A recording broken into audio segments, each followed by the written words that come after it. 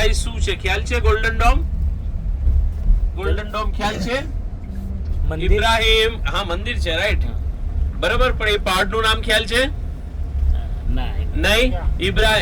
ઇબ્રાહિમ ઈસાકને લઈને બલિદાન આપવા માટે પ્રભુએ જે કીધું હતું 2 દિવસ મજલને છેટે જા, એ જગ્યાએ ઇબ્રાહિમ લાવે છે, ઈસાકને લઈને આવે છે, અને જ્યાં બલિદાન આપવામાં આવ્યું હતું એ માઉન્ટ મોરિયા છે, બરાબર. સમય જતા દાઉદે, બરાબર, જે ખડી આર્નોનની ખડી લીધી, પરચેસ કરી. પેલો મફત આપવા માંગતો હતો, પણ દાઉદે ના પાડી કે ના, હું મફત નહીં લઉં, બરાબર, હું ચુકવણી કરીશ. ને દાઉદે ચુકવણી કરી અને ત્યાર પછી એ ખડી લીધી, બરાબર. એના પર એના પર સુલેમાને જે મંદિર બાંધ્યું એ જ આ માઉન્ટ મોરિયા, જેને હમણાં આપણે થોડી વારમાં વધારે સારી રીતે જોઈશું, બરાબર. અને સમય જતા ત્યાં પહેલું મંદિર કોણે બાંધ્યું હતું? સુલેમાને. અને એનો નાશ કોણે કર્યો હતો? નબુખાદનેસરે. વેરી ગુડ, બરાબર.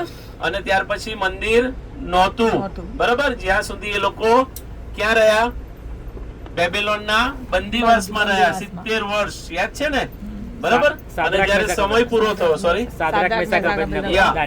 દાનિયેલની અંદર એના મિત્રો સાદરાક, મેશાક ને અબેદનગો, બરાબર. સો એ 70 વર્ષનો સમય પૂરો થયો અને એ ઈશ્વરનું આયોજન હતું. ત્યાર પછી ઈશ્વર એમને પાછા લાવે છે યરુશાલેમની અંદર.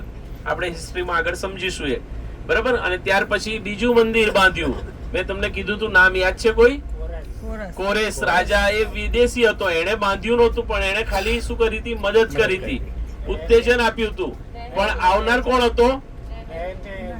ના, ઓકે, એ તો પછીથી આયા, પણ સૌથી પહેલા આવ્યો એ ઝરુબાબેલ આવ્યો. યાદ રાખજો, ઝરુબાબેલ. તમે એઝરા 1લો અધ્યાય ને 8મી કલમ વાંચો તો ત્યાં એનું નામ આપવામાં આવેલું છે, બરાબર. એ ઝરુબાબેલ પહેલું ગ્રુપ લઈને આવ્યો બંદીવાસમાંથી અને મંદિરનું બાંધકામ શરૂ થયું, બરાબર. ત્યાર પછી એના લગભગ 80 વર્ષ પછી એઝરા આવ્યો, બરાબર. અને એના 20 વર્ષ પછી નેહેમિયા આવ્યો આશરે. પણ લગભગ 50,000 લોકો પણ પાછા નહોતા આયા.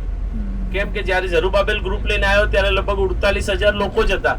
તમે એઝરાનો 3જો 4થો અધ્યાય વાંચો તો તમને ખબર પડે.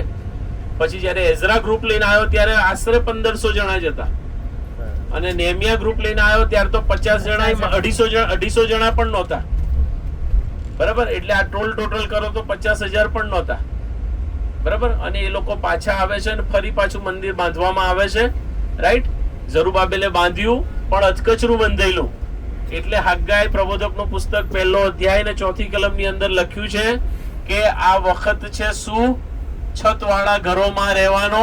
દેવનું મંદિર તો ઉજ્જડ પડ્યું છે અને તમે છતવાળા ઘરો બાંધીને બેસી ગયા છો. કેમ? કારણ કે આ લોકોનો વિશ્વાસ એટલો ડગમગી ગયેલો, રાઈટ. અને નાણાકીય એટલા સદ્ધર નહોતા, એટલા માટે એ લોકો મંદિર બાંધવાનું પડતું મૂક્યું, અધકચરું બાંધ્યું. પણ એ બીજું મંદિર હતું. અને ત્યાર પછી હેરોદ રાજા આવે છે, બરાબર. અને હેરોદ રાજા એ મંદિરનું સમારકામ સતત કરાવતો રહે છે. જે હેરોદ રાજા પ્રભુ ઈસુ ખ્રિસ્તના સમયની અંદર પણ હતો, બરાબર. અને એ બીજા મંદિરનો નાશ કોણે કર્યો? મેં કીધું તું, પ્રભુ ઈસુ ખ્રિસ્તના ઈસવીસન 70માં, બરાબર. પ્રભુ ઈસુ ખ્રિસ્તના જન્મ થયો હોય ઈસવીસન 00, અને ત્યાંથી ઘડીએ તો ઈસવીસન 70માં તીતસ, રોમન સામ્રાજ્યનો રાજા તીતસ હતો, બરાબર. એણે બીજા મંદિરનો શું કર્યો હતો? નાશ કરી નાખ્યો. ત્યાર પછી મંદિર નથી. આ જે તમને ગોલ્ડન ડોમ દેખાય છે તો મુસ્લિમ સામ્રાજ્યના સમયની અંદર એ જે અગત્યનો પથ્થર હતો, બરાબર. મેં તમને કીધું હતું કે મુસામના નિયમશાસ્ત્રના 5 પુસ્તકો, બરાબર, એ કોના માટે? આપણા માટે અગત્યના છે, યહૂદીઓ માટે અગત્યના છે, અને ભાઈ લોકો માટે પણ અગત્યના છે, રાઈટ. અને એટલે એમણે એ જગ્યા પછી કેપ્ચર કરીને ત્યાં આજે પણ ડોમ ઓફ ધ રોક છે. રોક એટલે પથ્થર, એના ઉપરનો ડોમ, એની સાચવણીને માટે, એટલે એને ડોમ ઓફ ધ રોક કહેવામાં આવે છે, રાઈટ.